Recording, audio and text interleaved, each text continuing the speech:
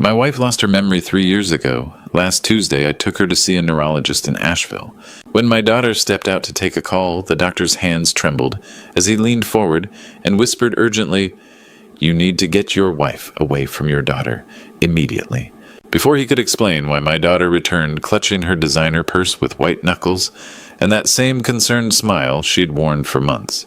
I'd truly appreciate if you hit subscribe and tell me in the comments where you're joining me from and what time it is there right now. That doctor's trembling warning would change our lives forever, but let me start from the beginning of this nightmare. I'm Landon Pierce, 65, a retired civil engineer. My wife, Donna, is 62, a former elementary school teacher who used to light up every room. These days, she barely remembers my name some mornings. The decline started gradually. Forgotten glasses repeated stories. I told myself it was normal aging. But then came the morning she couldn't remember her famous apple pie recipe perfected over 30 years. That's when I knew something was wrong. Natasha insisted we see specialists. She drove up from Charlotte every weekend, her heels clicking across our hardwood floors, expensive perfume-filling rooms that usually smelled of coffee and Donna's lavender soap. She'd become Donna's primary caregiver by default. As a consulting engineer, I traveled frequently for projects. When Donna worsened, Natasha stepped in seamlessly. But there was something in her eyes I couldn't place. A calculating look when she thought no one was watching. She'd photograph our antique furniture, ask about property deeds, wonder aloud about updating our will. "Dad, you and Mom are getting older," she'd say. "We need to be practical." Power of attorney. "What happens if you can't make decisions?" I always changed the subject. Those conversations made my skin crawl. Dr. Grant was younger than expected, maybe 50, with wire-rimmed glasses and nervous hands.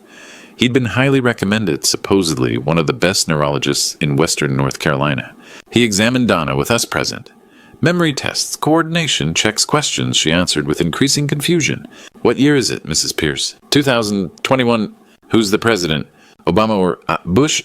My throat tightened. It was 2024. Dr. Grant made urgent notes, hands trembling. "Mr. Pierce, I'd like additional tests. This memory loss is progressing faster than typical decline." He glanced at Natasha. "I need to review her complete medication history. Drug interactions can accelerate cognitive symptoms.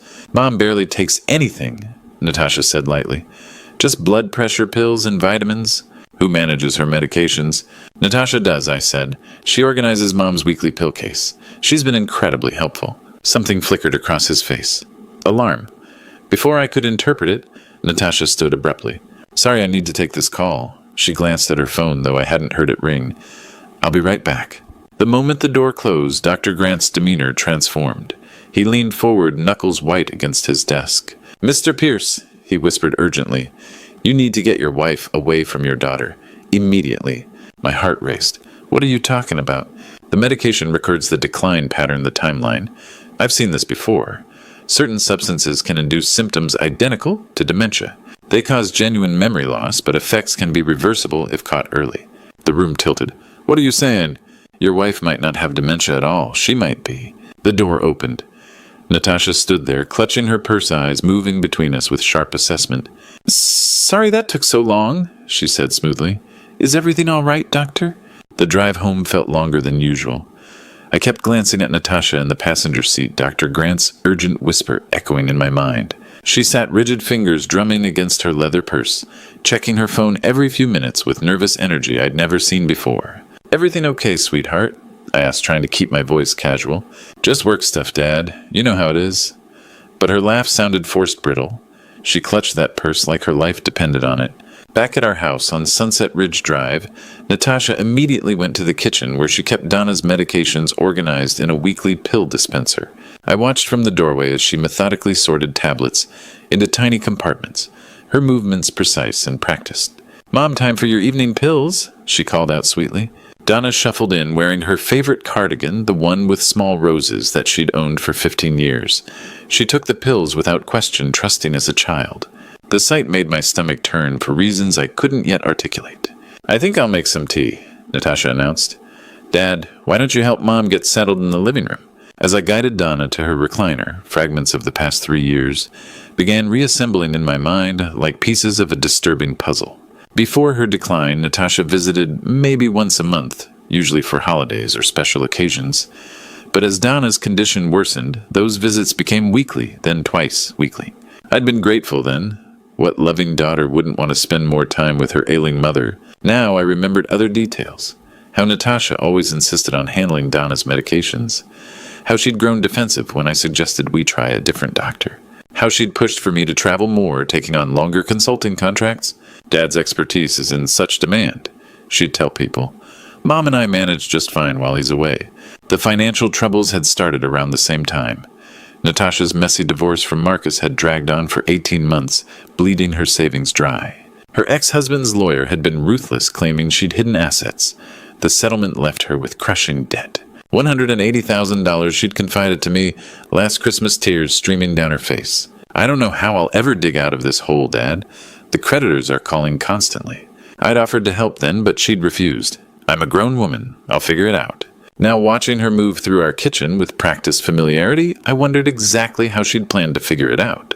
I'm going to take a quick shower, Natasha announced after settling Donna with her tea. That hospital smell just clings to everything. The moment I heard water running upstairs, something compelled me toward her purse. It sat on the kitchen counter where she'd left it, expensive Italian leather that must have cost more than she could afford in her current situation. My hands shook as I opened the clasp. I'd never violated my daughter's privacy before, never had reason to doubt her.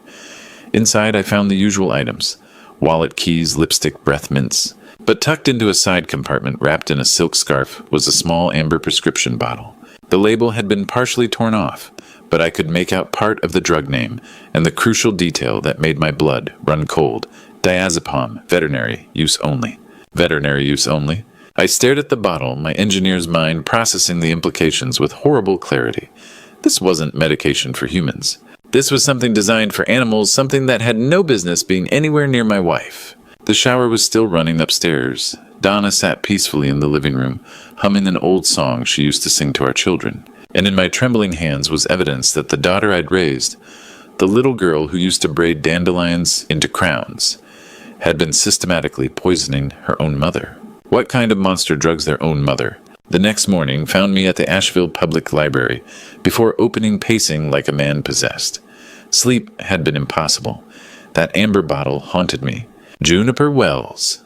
The young librarian with purple streaks in her hair unlocked the doors at 9 sharp. She'd helped with my engineering research before. Mr. Pierce working on another project. I need to research a medication. Diazepam, veterinary grade. Her eyebrows shot up, but she didn't ask questions. Within 20 minutes, we'd pulled up medical journals and pharmaceutical databases. What I learned made my hands shake. Diazepam was an animal sedative for anxious pets. In humans, especially elderly ones, it caused drowsiness, confusion, memory loss, and with prolonged use, symptoms virtually indistinguishable from dementia. The effects were dose-dependent and crucially reversible if discontinued. This says prolonged use can cause permanent damage, Juniper noted quietly. Are you researching this for someone specific? Someone very close to me. Every symptom matched Donna perfectly. The gradual onset, increasing confusion, lost pieces of herself over 3 years.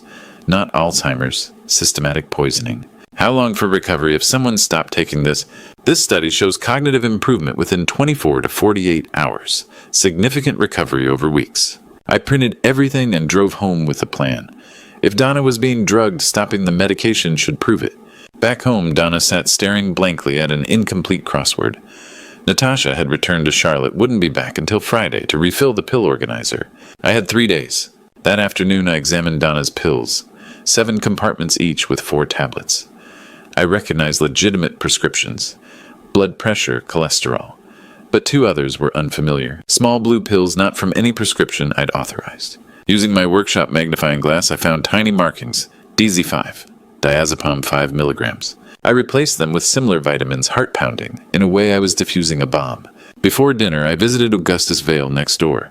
Augustus was 73, a retired police detective with sharp instincts.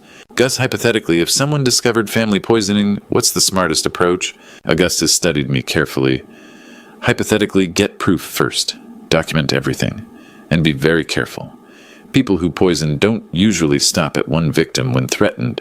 That evening, Donna took her modified pills without question. I watched for changes, signs my theory might be correct. 24 hours later, I was reading when Donna appeared in the doorway, more alert than I'd seen in months. She held the crossword puzzle, several clues completed in her familiar handwriting. "Landon," she said, and something in her voice made me look up. Her eyes were clearer, more focused. "Why do I feel so sharp today? 48 hours without the hidden medication transformed my wife. Not because she'd changed, but because I was finally seeing the real Donna after 3 years of watching her fade. Thursday morning, she was up before me, something that hadn't happened since her decline. I found her cooking breakfast, humming an old Carole King song. The smell of bacon filled the air. "Morning, sweetheart," she said, turning with a smile that reached her eyes. "I thought I'd make your favorite. Remember how you said my scrambled eggs were better than restaurants?" I did remember. More importantly, she remembered. "How are you feeling today?" She paused, considering seriously. "Different. Like I've been walking through fog and suddenly the sun came out." She looked concerned. "Landon, something's been wrong with me, hasn't it? Really wrong?" I sat at our kitchen table, the same one where we'd shared thousands of meals over 4 decades. How could I tell her our daughter had been poisoning her? "What do you remember about the last few years?" "Pieces. Fragments. Like trying to remember a dream." She served eggs confidently. "I remember feeling lost, constantly scared, like I was disappearing bit by bit." Her voice broke. "I remember you looking at me with such sadness. The woman across from me was my Donna, the teacher who'd helped hundreds of children learn to read. She'd been there all along, trapped behind chemical fog. I kept trying to tell you something was wrong, but words wouldn't come right. I'd forget mid-sentence." She took my hand. I felt like I was drowning Landon, sinking deeper every day, unable to call for help. My throat tightened. "You're not drowning anymore." "No, I'm not. But how did I get better so suddenly?" "What changed?" A car pulled into our driveway, Natasha's silver BMW. "She wasn't supposed to be here until Friday." "That's strange," Donna said. "Natasha's early." I watched our daughter get out, moving with purpose. She had her key, would let herself in as always. In seconds, she'd see Donna alert and coherent. Donna listened carefully. I said urgently, "I need you to act like you've been acting for 3 years. Confused, forgetful. Can you do that?" Why would I?" The front door opened. Heels clicked across hardwood. "Mom, Dad, I brought lunch from that deli you like." Donna looked at me with wide, frightened eyes. She understood something was terribly wrong. Natasha appeared in the doorway, taking in the scene. The cooked breakfast. Donna sitting upright and alert. The intelligent awareness that had been absent for years. "Dad," Natasha said slowly, voice carefully controlled. "Mom seems so different today." I could see the wheels turning in Natasha's mind as she processed what she was seeing. Her mother alert and coherent for the first time in years, sitting at a breakfast table with evidence of independent cooking scattered around them. "You look wonderful, Mom," Natasha said carefully, setting down a paper bag from Miller's Deli. "But you must be tired from all this activity. Why don't you take your morning medication and rest?" She moved toward the kitchen counter where Donna's pill organizer sat, but I was faster. "She doesn't need those pills." Natasha's hand froze halfway to the dispenser. "Dad, Mom needs her medication. You know that. Dr. Grant specifically said..." "What medication, Natasha?" I stood between her and the pills. "Describe exactly what you've been giving your mother." Something shifted in her expression. The concerned daughter mask slipped just slightly. "Her prescriptions. Blood pressure, cholesterol, the supplements for her memory. Memory supplements." I pulled the amber bottle from my pocket, the one I'd found in her purse. "Like this?" The color drained from Natasha's face as she recognized the veterinary diazepam. For a moment, the only sound was Donna's sharp intake of breath as she read the label. "Where did you get that?" Natasha's voice was barely a whisper. "From your purse. The same purse you clutched like a lifeline at Dr. Grant's office." I held up the bottle. "Diazepam, veterinary use only. Want to explain why you're carrying animal tranquilizers?" "Dad, you don't understand." "I understand perfectly. You've been drugging your mother for 3 years, systematically poisoning her to make her seem incompetent, while you positioned yourself as the devoted caregiver." Natasha's composure cracked completely. Tears streamed down her face as she sank into a kitchen chair. "I never meant for it to go this far. It started small, just to slow her down a little, make her more manageable while you were traveling." "Manageable?" Donna's voice was horrified. "I'm your mother, not a pet. I was drowning." Natasha's voice rose to near hysteria. "The divorce, the legal fees, Marcus cleaned out our accounts and left me with nothing. $180,000 in debt creditors calling, constantly threatening to garnish my wages, take my condo." She looked between us desperately. "I saw how much this house was worth, how much you had saved. I thought if Mom needed more care, if she had to go into a facility, maybe we could work something out with the finances. Just temporarily, until I got back on my feet. So you decided to create the need for that care, I said, disgust thick in my voice. I researched it carefully. Small doses, nothing that would really hurt her. Just enough to make her seem confused, forgetful. She was sobbing now, but it got worse and I couldn't stop. Every time I tried to reduce the dose, you'd notice she was better and I'd panic.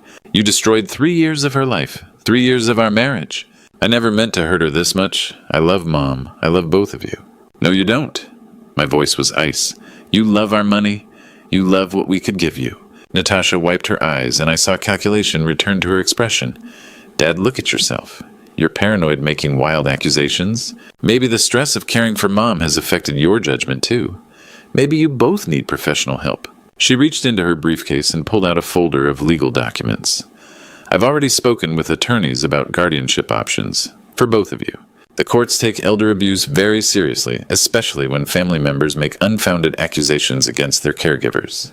The threat hung in the air like poison gas. She'd already planned for this contingency, already prepared to paint me as an unstable elderly man, making delusional accusations against his devoted daughter. Get out of my house. Dad, you're not thinking clearly. Get out. I roared louder than I'd raised my voice in 20 years. You are not welcome here anymore. You don't have keys. You don't have permission. And if you set foot on this property again without explicit consent, I'll have you arrested for trespassing. Natasha gathered her things with shaking hands. At the doorway, she turned back one last time. This isn't over. I'm still your daughter, and Mom is still my mother. A judge will see that I'm the only one trying to help. The door slammed behind her, leaving Donna and me alone in the wreckage of our family. The morning after Natasha's threats, I sat in Thornton and Blackthorn's law office, clutching evidence that could destroy my daughter's life. Thornton was everything Augustus had promised. Sharp, experienced, unafraid of family drama. Mr. Pierce, this constitutes serious felony charges. Elder abuse fraud, potentially attempted murder. But we need ironclad evidence. What kind? Medical proof your wife was systematically drugged. Documentation of financial motive. Expert testimony. He leaned forward. We need to prove this was deliberate and ongoing. That afternoon, Donna and I sat at Mission Hospital while technicians drew blood for comprehensive toxicology screening. Results within 24 hours, they explained. Dr. Grant met us the next morning, expression grave. Mrs. Pierce, your blood shows significant diazepam levels consistent with regular dosing over years. The concentration suggests approximately 5 milligrams daily for months. He turned to me. This confirms systematic poisoning. The dosage was calculated to cause cognitive impairment without obvious overdose symptoms. Quite sophisticated in its cruelty. Can you document this? Absolutely. I'll prepare a detailed medical report confirming Mrs. Pierce was deliberately drugged to simulate dementia. My phone buzzed. Dominic landing at Asheville 3 p.m. What the hell is going on? I'd called my son the night before, finally revealing the truth. The silence had stretched nearly a minute before he'd whispered, I'll be on the first flight. Dominic arrived looking age overnight. At 35, he was usually California health and optimism personified. Today, he looked haunted. Dad, please tell me this is a mistake. Natasha didn't actually poison Mom. I handed him medical reports, the veterinary bottle library research. He read everything twice, growing paler. Jesus Christ. She's been slowly killing Mom for 3 years. He looked at Donna. Mom, remember me visiting Christmas? You barely recognized me. I thought you were just getting old. I remember pieces, Donna said softly, like looking through thick glass. I knew I should recognize you, but couldn't reach the memory. Dominic broke down sobbing like the little boy who'd run to his mother with scraped knees. I should have questioned why she deteriorated so fast. Detective Sarah Morrison arrived at 6 with 2 officers.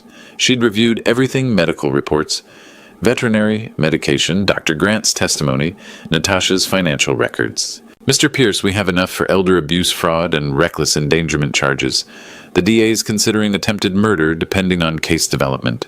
My heart hammered. What happens now? We need formal statements from you and Mrs. Pierce. Dr. Grant provided expert testimony. With this evidence, we can obtain an arrest warrant immediately. I thought about the little girl on my shoulders at county fairs who'd cried, stepping on butterflies, who'd hugged me tight every bedtime. She's still my daughter. Augustus placed a firm hand on my shoulder. Landon, you're not destroying your daughter. You're protecting your wife. Sometimes that's what love requires. Detective Morrison closed her notepad. The warrant has been issued. We'll arrest her tomorrow morning." Friday morning arrived with deceptive normalcy. Donna was in the garden tending to her roses with steady hands for the first time in years. I was reading the newspaper when I heard the familiar sound of Natasha's BMW pulling into our driveway.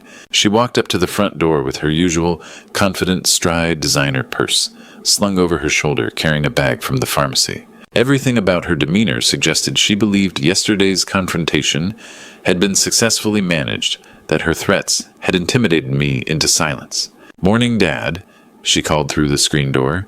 "I brought Mom's new prescription. The doctor said it might help with her recent confusion." I didn't answer. Through the window, I could see 2 unmarked police cars parked discreetly down the street, waiting for my signal. Natasha let herself in with her key, moving toward the kitchen where she'd always prepared Donna's medications. "Where's Mom? She should take these right away." "She's outside," I said quietly. Something in my tone made her pause. She looked at me more carefully, taking in my expression, the way I sat rigidly in my chair. "Dad, you seem tense. Are you feeling all right?" Before I could respond, there was a firm knock at the front door. Detective Morrison's voice carried through the wood. "Asheville Police Department." The color drained from Natasha's face as the reality hit her.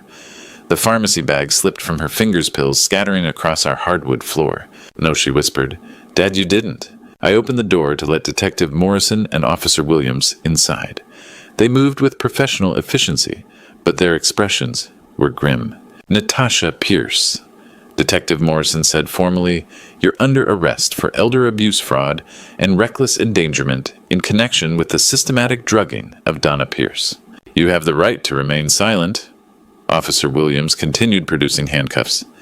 "Anything you say can and will be used against you in a court of law." Natasha's composure shattered completely.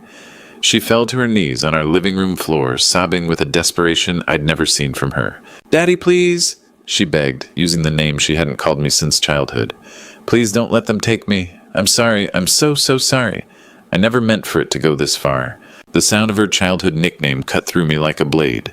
This was my little girl, the one who'd insisted on wearing princess dresses to the grocery store, who'd made me tea parties with imaginary friends. Donna appeared in the doorway from the garden, dirt still on her gardening gloves, taking in the scene with growing horror. "That's my baby girl," she whispered, moving toward Natasha instinctively despite everything. "Ma'am, please step back," Officer Williams said gently but firmly as he helped Natasha to her feet and secured the handcuffs. Dominic had been waiting in the kitchen, unable to watch, but unable to leave. He emerged now, his face etched with guilt and grief. "Natasha, I'm sorry," he said. "I should have seen what was happening. I should have protected Mom sooner." "This isn't your fault, Dom," Natasha managed through her tears. "It's mine. All of it." As they led her toward the door, she turned back one last time. "Mom, I love you. I know you can't forgive me, but I love you." Donna was crying, now too torn between the daughter she'd raised and the woman who'd stolen 3 years of her life. The neighbors had gathered on their porches drawn by the police cars. Mrs. Henderson, from across the street, stood with her hand over her mouth, in shock.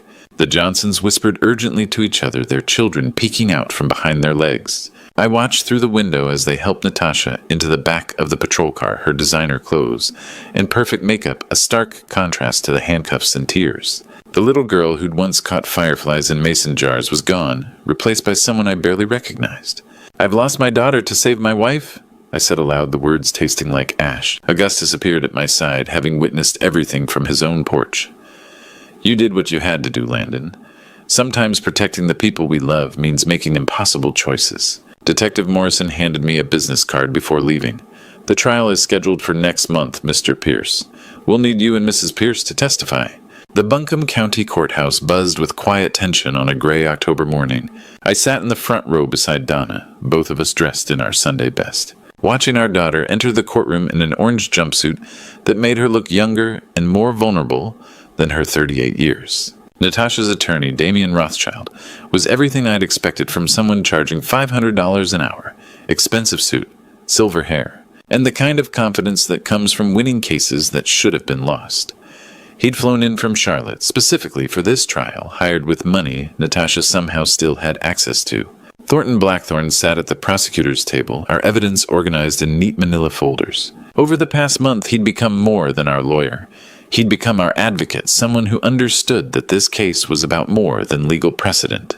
"The state will prove," Thornton began in his opening statement that Natasha Pierce systematically poisoned her mother over a period of 3 years, using veterinary-grade sedatives to simulate dementia, while positioning herself to inherit the family's substantial assets. He held up the umber bottle that had started everything. This medication designed for anxious animals was administered daily to Donna Pierce, causing memory loss, confusion, and 3 years of stolen life. Dr. Grant took the witness stand with the gravity of someone who understood his role in this tragedy.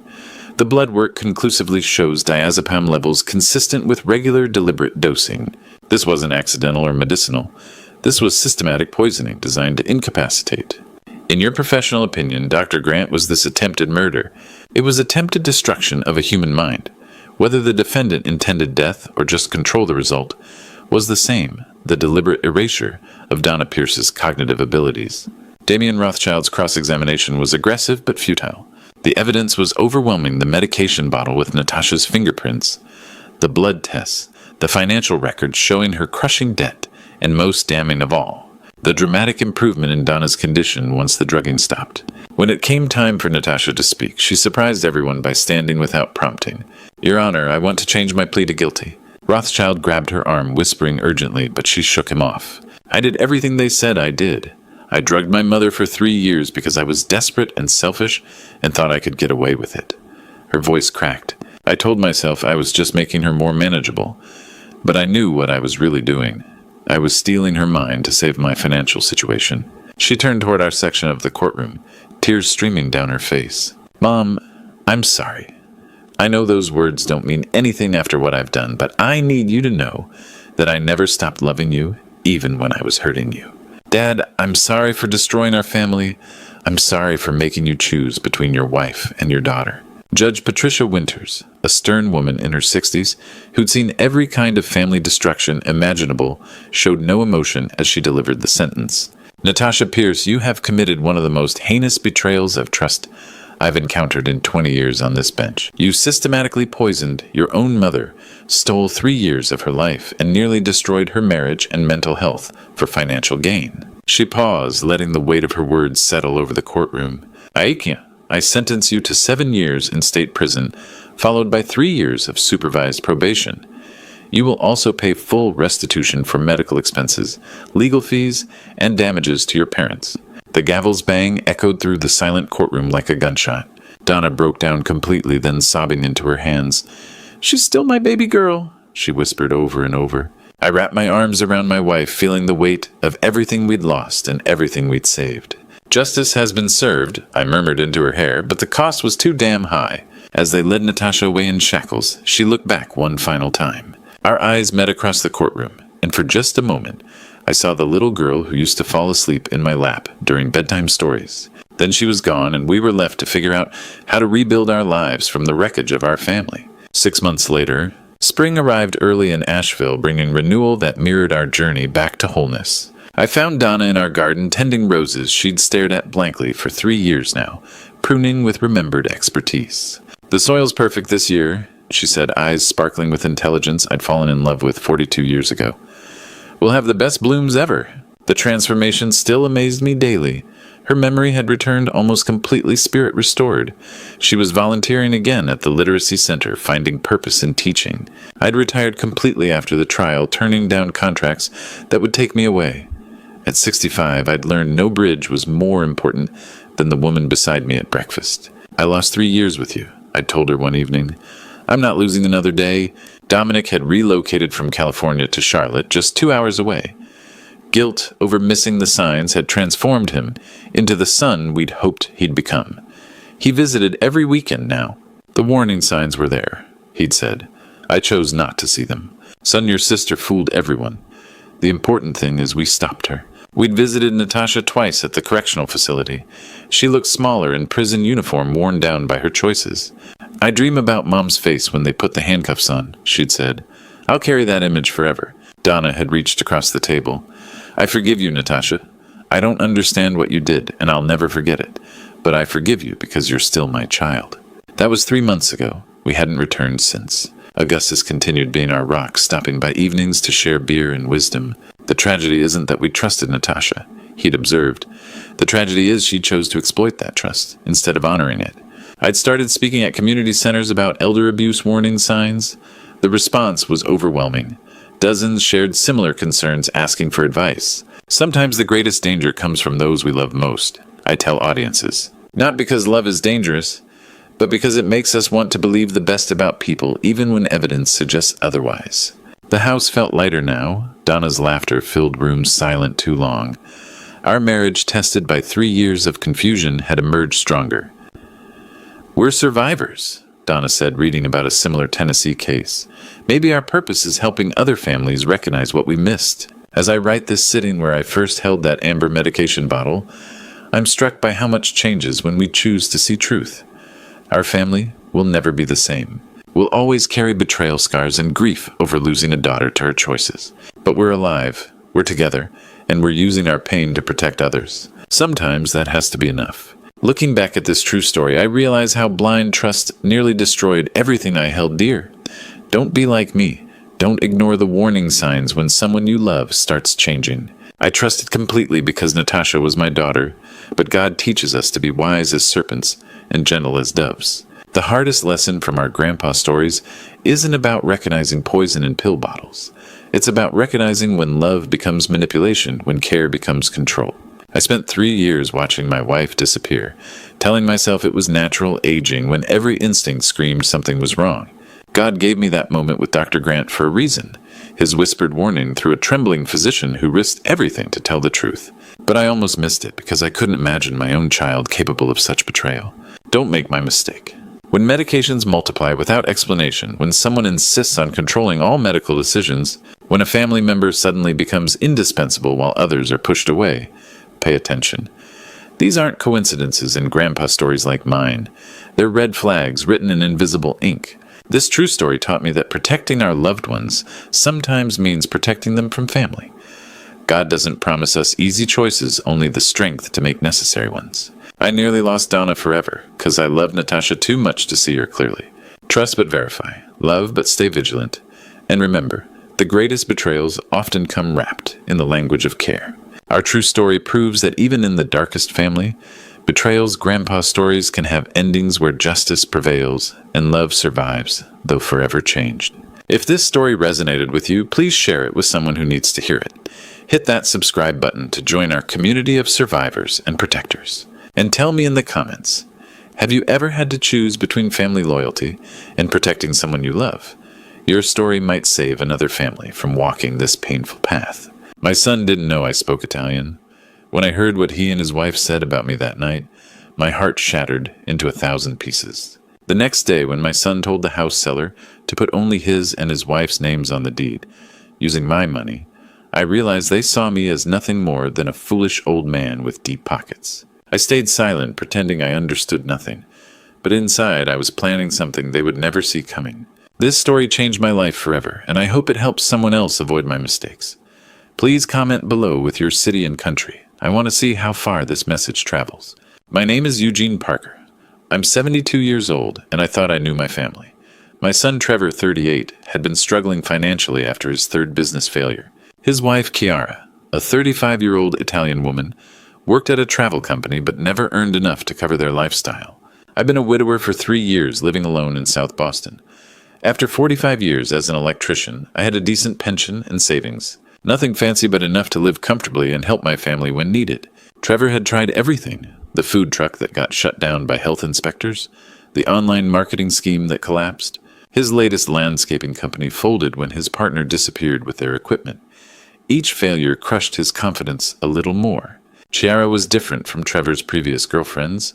She spoke with that musical Italian accent, but whenever she got frustrated, she'd switch to rapid Italian, leaving me standing there confused. Same thing when she called her family in Florence. Trevor had picked up enough Italian to follow along, but me, I was always excluded. That feeling started eating at me 18 months ago, so I secretly started learning Italian online. Every evening I'd close my bedroom door and study with headphones. Slowly I began understanding what they really said when they thought I couldn't hear. 2 weeks ago they came to me with what Trevor called the perfect solution. "Dad, we found a way to get out of debt and give you a better investment," he said, settling into my recliner. Chiara perched on my couch, eyes sparkling. We can buy a bigger house, you live with us, and it's good investment for the family. The plan seemed reasonable. I'd sell my house, add my life savings of $280,000, and we'd buy a family home together. They painted pictures of Sunday dinners, grandchildren in a big backyard, me having my own master suite. We'll put all 3 names on the deed, Trevor assured me. You'll be an equal owner, Dad. We're family. You won't be alone anymore, Eugene, Chiara added. We take care of each other like real Italian families. The loneliness had been crushing me since Margaret died. The house felt too quiet, too empty. Being part of a real family again, having voices and laughter fill the silence, was everything I'd hoped for. I said yes. But last night changed everything. It was 11:30 and I was reading in bed when I heard whispers from the kitchen below. Something about the secretive tone made me curious. I slipped out and crept to the stairs. Chiara's voice speaking Italian. Once we get his money for the house, we can sell it and move back to Italy with my family. My blood turned to ice. Trevor responded in broken Italian, the old man will never know what happened. We'll put only our names on the deed. He's so trusting, Chiara continued. After we sell, we'll have enough money to start fresh in Florence. My brother has that restaurant space waiting. I stood there in pajamas, gripping the banister until my knuckles went white. 18 months of secret Italian lessons had just revealed the most painful truth of my life. My own son was planning to rob me blind. I quietly returned to my room, heart shattered, but mind already working. Tomorrow I would play the perfect fool. The smell of coffee and bacon filled my kitchen as I made my way downstairs. Trevor and Chiara were seated at my breakfast table, their faces lit with smile that seemed too bright, too rehearsed. Morning, Dad, Trevor called out, jumping up to pour me coffee. Hope you slept well? Big day ahead? Chiara looked up from her scrambled eggs, dark eyes sparkling with calculated enthusiasm. Good morning, Eugene. You look so rested. Are you excited about today? I settled into my chair, accepting the coffee. You two certainly seem energetic. What's got you so wound up? Trevor practically bounced back to his seat. Dad, we found the perfect house. You're absolutely going to love it. Really, I let my voice carry curiosity mixed with cautious optimism. Tell me about it. Chiara leaned forward, her accent thickening with excitement. Is beautiful colonial house, Eugene? 4 bedrooms, 3 bathrooms, big kitchen for cooking together, and the garden. You will love the garden for your tomatoes. I had to admire her performance. The way she stumbled over English, the genuine seeming concern for my interests. If I hadn't heard last night's conversation, I might have believed she actually cared. The neighborhood is fantastic, Trevor added, spreading jam on toast with theatrical enthusiasm. Great schools nearby and only 20 minutes from your old electrician buddies. Sounds wonderful, I said, sipping coffee to hide my expression. But can we really afford something like that? Trevor's smile never wavered. That's the beauty of it, Dad. With your house sale and savings, plus what Chiara and I contribute, we'll have exactly what we need. And remember, we'll put all 3 names on the deed just like we agreed. Equal partners. There it was. The lie delivered with such conviction, such apparent sincerity. I watched Chiara squeeze Trevor's hand, a gesture that looked supportive, but felt conspiratorial. Equal partners, I repeated slowly. That sounds fair. More than fair, Chiara said, voice warm with fake affection. We are family, Eugene. In Italy, family takes care of family. Always. I nodded thoughtfully. Your family values mean a lot, Chiara, especially since Margaret passed. For just a moment, something flickered across Trevor's face. Guilt, doubt. But it vanished quickly. Mom would love knowing we're all together, he said firmly. She always worried about you being alone. The irony was suffocating. Margaret would have seen through this scheme in 30 seconds. So when do we see this dream house? I asked, standing to rinse my cup. The seller can meet us at 10:30, Trevor said, checking his phone. Marco Benedetti, nice Italian guy. Chiara's already been chatting with him. Of course she had. I wondered what they'd discussed in their native tongue. Well then, I said, patting my shirt pocket where I'd tucked the certified check. $280,000, representing 45 years of saving and Margaret's life insurance. I suppose we should get ready. As I headed upstairs, I heard them whispering excitedly below. Not in Italian this time. They were being careful now, sticking to English in case I was listening. Too late for that precaution. 20 minutes later, we were in Trevor's Honda, driving through morning traffic, toward what they believed would be their payday. I sat in the back seat watching familiar Boston streets roll by my wallet, heavy with the future they planned to steal. As we pulled into the driveway of a beautiful colonial house in Newton, I wondered what other lies I was about to discover. Marco Benedetti greeted us at the front door of the beautiful colonial house with a warm smile and a firm handshake. He was in his early 50s, well-dressed in khakis and a crisp white shirt with salt and pepper hair and kind brown eyes. "Welcome. You must be the Parker family. I'm so glad you could make it this morning." Trevor stepped forward first. "Mr. Benedetti, thank you for meeting with us. I'm Trevor. This is my wife, Chiara, and my father, Eugene." "Please call me Marco," he said, shaking our hands. When he got to Chiara, his face brightened.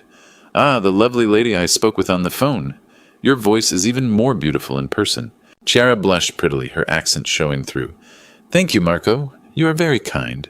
Shall we take a look around?" Marco gestured inside. "I think you'll find everything exactly as I described." He wasn't exaggerating.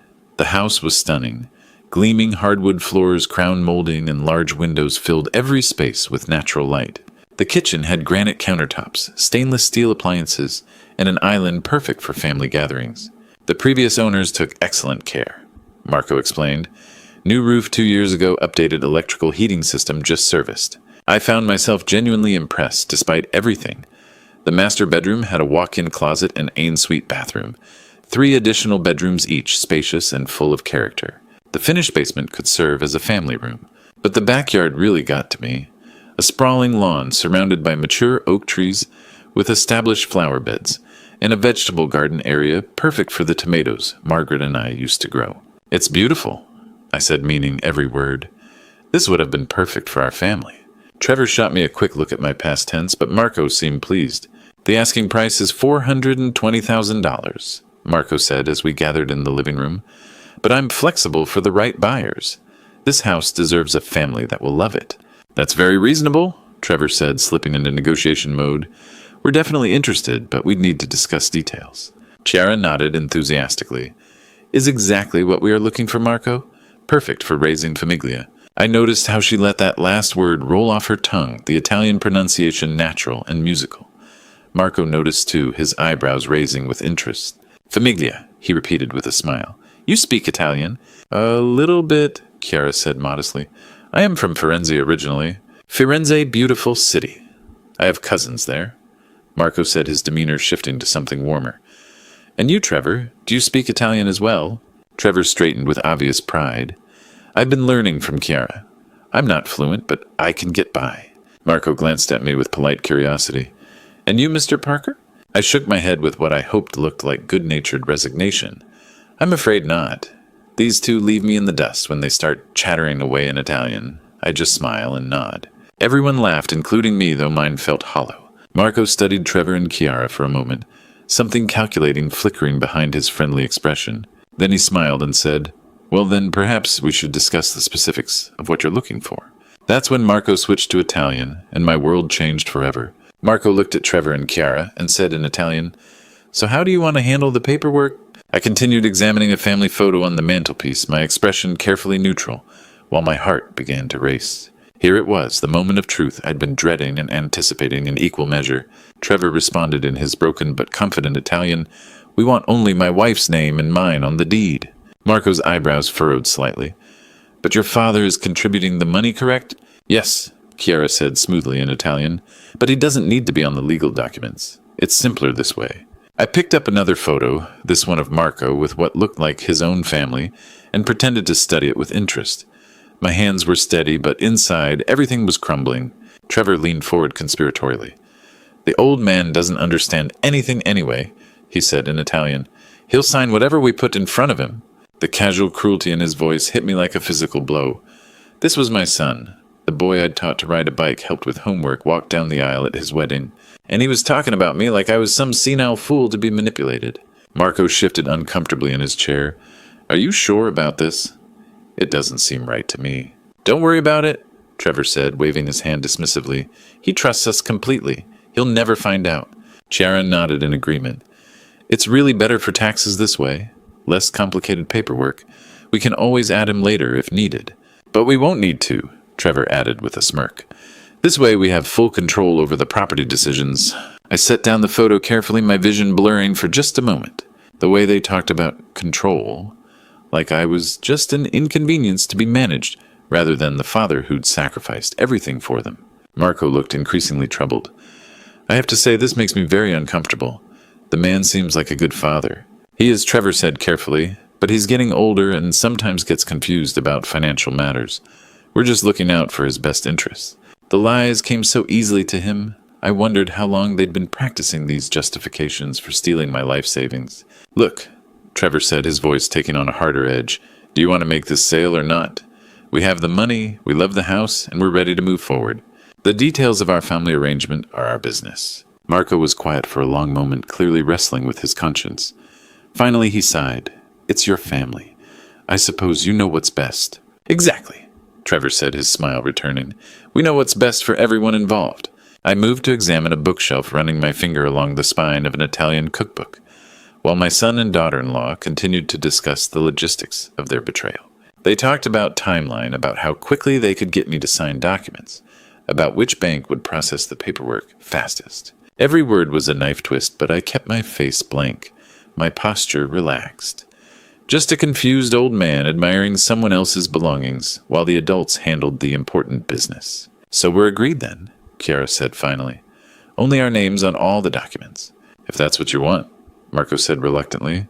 Perfect, Trevor said. This is going to work out beautifully. I sat there in silence, my heart breaking with every casual word of their conspiracy, but my mind was already forming a plan. The leather seats of Trevor's Honda felt cold against my back as we pulled away from Marco's house.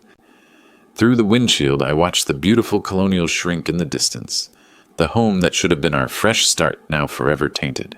Trevor drummed his fingers on the steering wheel, practically vibrating with excitement. Chiara scrolled through her phone with a satisfied smile. They exchanged glances that said everything had gone according to plan. Dad, what did you think of the house? Trevor asked, catching my eye in the rearview mirror. You were so quiet back there. I cleared my throat, forcing normalcy into my voice. Just taking it all in, son. It's a big decision. The words came out steady, but inside every syllable felt like swallowing glass. But you left it right. Chiara turned to face me, eyes bright with anticipation. The garden especially. I could see you imagining your tomatoes there. Yes, I said simply. It would have been perfect. Trevor frowned at my past tense. Would have been Dad were buying this house. It's happening. Of course, I corrected quickly. It will be perfect. I'm just overwhelmed. At my age, change doesn't come easy. That's exactly why this is so great, Trevor said enthusiastically. You won't have to worry about maintenance, property taxes, any of that stuff.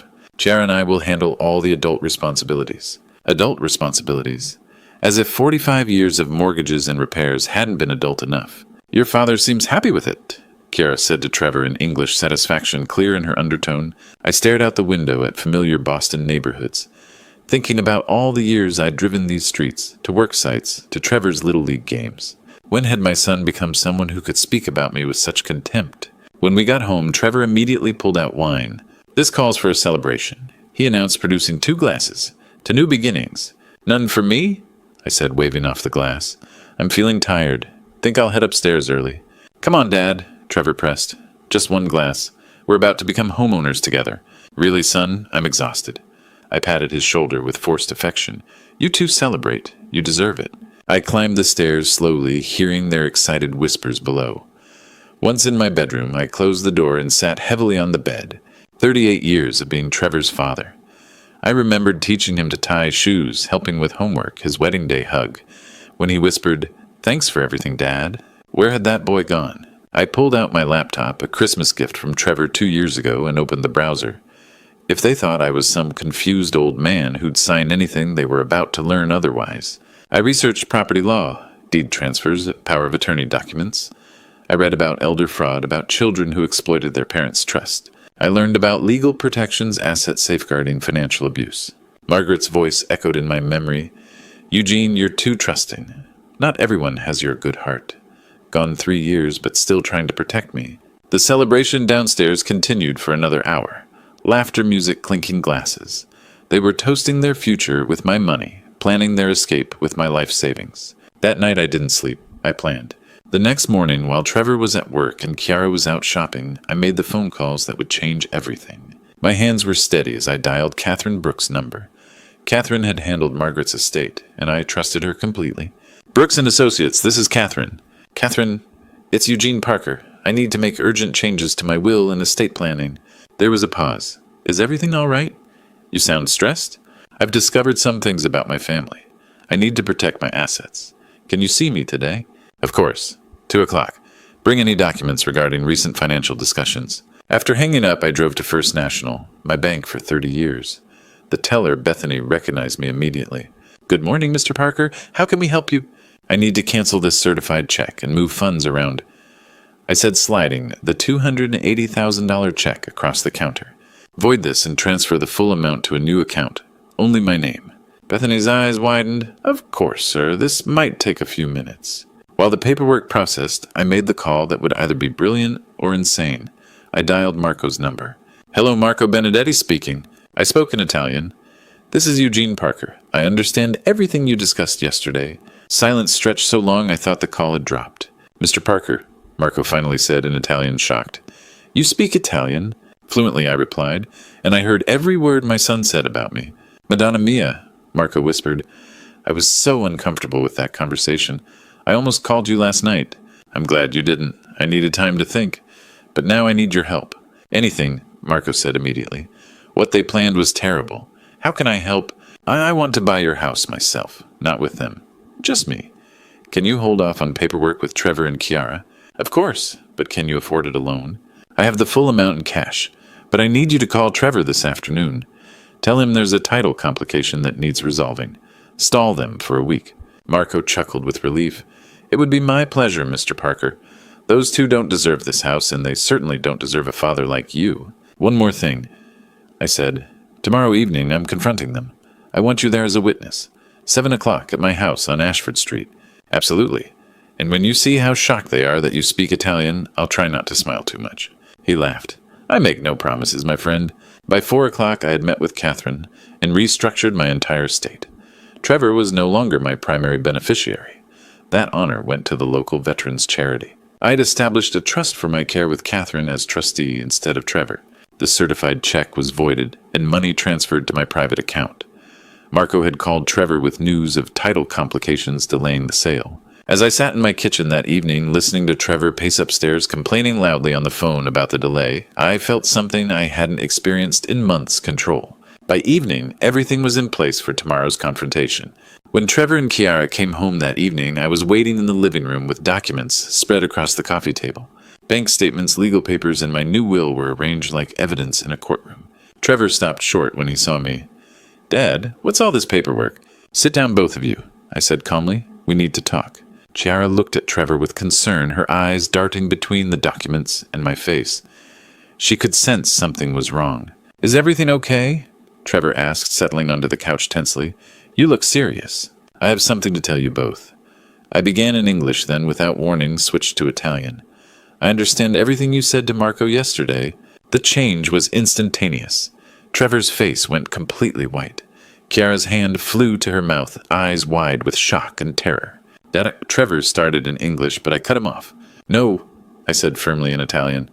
We're having this conversation in the language you thought I couldn't understand.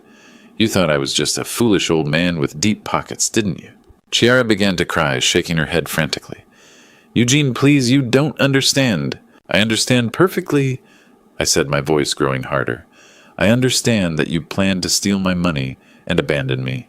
I understand that you discussed putting me in a nursing home like some inconvenient furniture. I understand that my own son called me the old man who doesn't understand anything anyway. Trevor tried to stand, hands shaking. Dad, listen, it wasn't like that.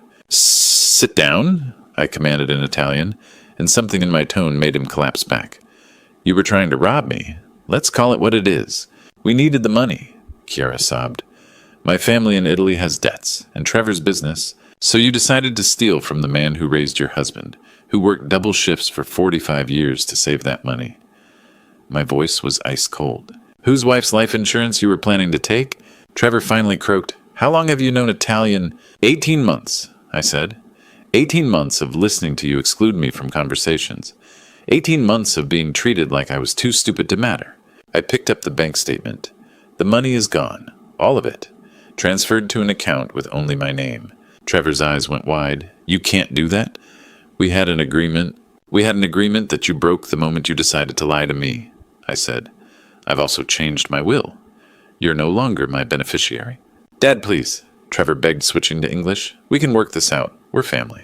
I stood up slowly, feeling every one of my 72 years, but also stronger than I had in months. "Family doesn't betray family," I said quietly. "Family doesn't steal from each other. Family doesn't abandon their elderly father after taking everything he's worked for." Chiara was sobbing openly. Trevor looked sick.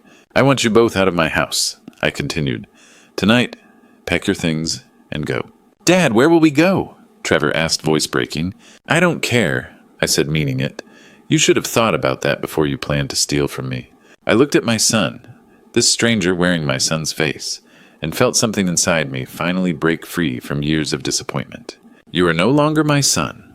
3 weeks later, the for sale sign went up in front of my house while Trevor called me every day begging for forgiveness. The real estate market was hot that spring, and my little house in South Boston sold in just 2 weeks for $15,000 more than I'd expected. 45 years of memories packed into boxes, but I felt lighter with each item I gave away or donated.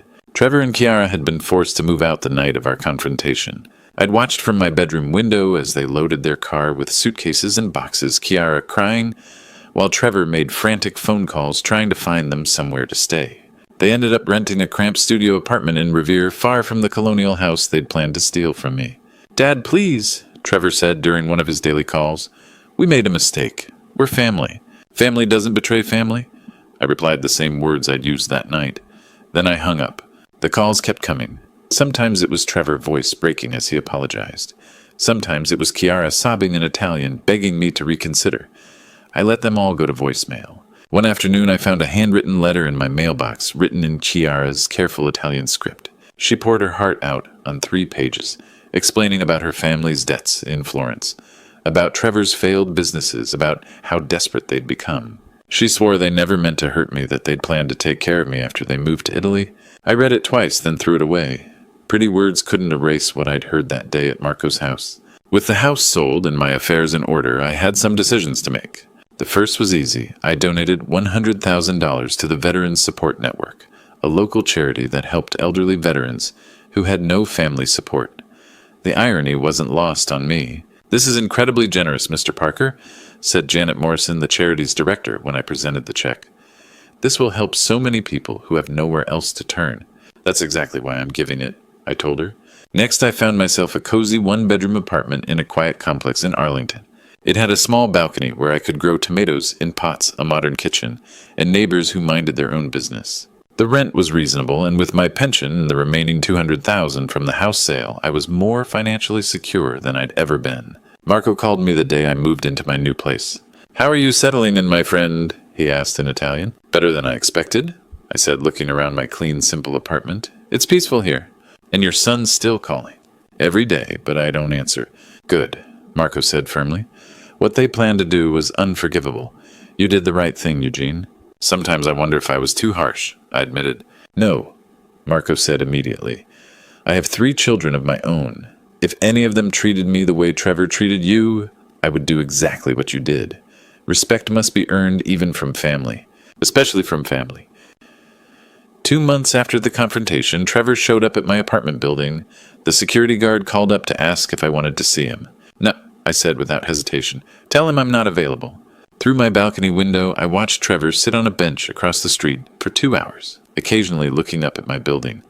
Eventually, he got back in his car and drove away.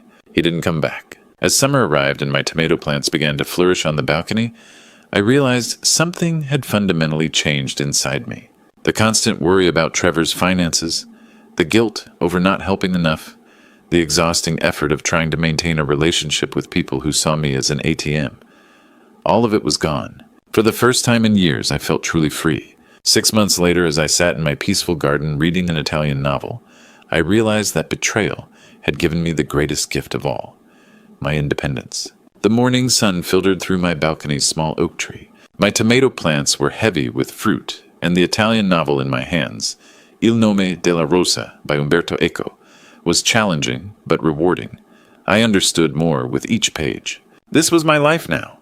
Quiet mornings, good books, and the freedom to make every decision for myself. 3 months ago, I'd joined an advanced Italian conversation class at the Arlington Community Center. What started as language improvement had become something more valuable, a social circle of people who appreciated learning and growth. But it was Maria Santangelo who really caught my attention. A 65-year-old widow with silver hair and kind brown eyes. She'd moved to Boston after her husband passed. Like me, she was starting over, learning Italian to connect with her heritage. My grandparents spoke only Italian when I was little. She told me over coffee after class. I always regretted not learning it properly. Now I have time. We began meeting regularly. Coffee, dinner, long walks through the public garden. Maria had a gentle laugh and a way of listening that made me feel truly heard for the first time in years. "You seem different from when we first met," she observed one evening from my balcony.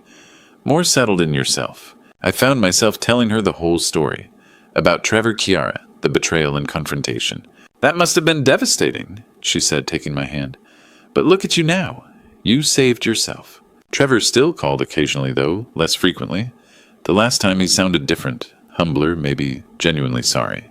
"Dad, I know I don't deserve forgiveness," he'd said, "but losing you has been the biggest regret of my life." For the first time, I didn't hang up immediately. "Trevor, I hope you've learned something from this." "I have," he said quietly.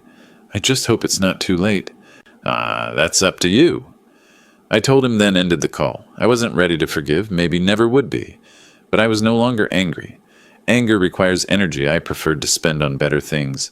Maria and I had started planning a trip to Italy for next spring. She wanted to visit her family's village in Tuscany, and I wanted to see Florence, the city Chiara had dreamed of returning to with my stolen money. The irony made me smile. "You know what I've learned," I told Maria, as we looked through travel brochures. "Sometimes losing the people you love is the only way to find yourself again." She nodded thoughtfully. "Trust is earned, not given. And sometimes the people who hurt us most are the ones who teach us to value ourselves." That's the truth I want to share with anyone listening to this story. Family isn't just about blood. It's about respect, honesty, and genuine care. When those things are missing, it's not betrayal to walk away. It's survival. If you're in a situation where people take advantage of your kindness, remember that it's never too late to choose yourself. I was 72 when I learned to say no, when I learned to protect what was mine, when I learned that being alone is better than being with people who don't value you. Trust is earned, not given. Your worth isn't determined by how much others can take from you. And sometimes the best gift you can give yourself is the courage to start over. It's never too late to begin again. Looking back at my journey, I realized my biggest mistake was trusting blindly instead of observing carefully. Don't be like me, waiting until 72 to discover that family can betray you. The signs were always there: whispered conversations, exclusion from decisions, the way they spoke when they thought I couldn't understand. Grandpa stories like mine happen too often. Elderly people watch their life savings disappear into ungrateful hands. This true story taught me that God gives us intuition for a reason, that uncomfortable feeling when something isn't right. I ignored it too long, choosing hope over wisdom. The Lord works mysteriously, sometimes allowing betrayal to teach us our worth.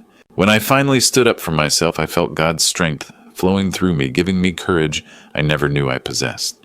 Here's what I learned. Love without boundaries becomes enabling. Generosity without wisdom becomes foolishness. Family loyalty that isn't reciprocated becomes self-destruction. These grandpa stories aren't just entertainment, they're warnings wrapped in wisdom. If you're living this true story right now, don't wait like I did. Protect yourself before it's too late. Set boundaries. Ask questions. Demand respect. Your peace of mind is worth more than anyone's approval, even your children's. Sometimes the Almighty puts difficult people in our lives, not to drain us, but to teach us self-value. The hardest lesson, saying no, isn't selfish, it's sacred. You have the right to protect what you've worked for. Don't become another grandpa stories about an old fool who gave everything away. Learn from my mistakes. It's never too late to choose yourself, but always better to choose sooner. This true story changed my life. I hope it changes yours too. If my story touched your heart, please share it with someone who needs to hear it. Leave a comment about your own experiences with family boundaries. Your wisdom might help someone avoid my mistakes. Don't forget to subscribe for more real-life stories that matter. Together we can help each other navigate life's most difficult relationships.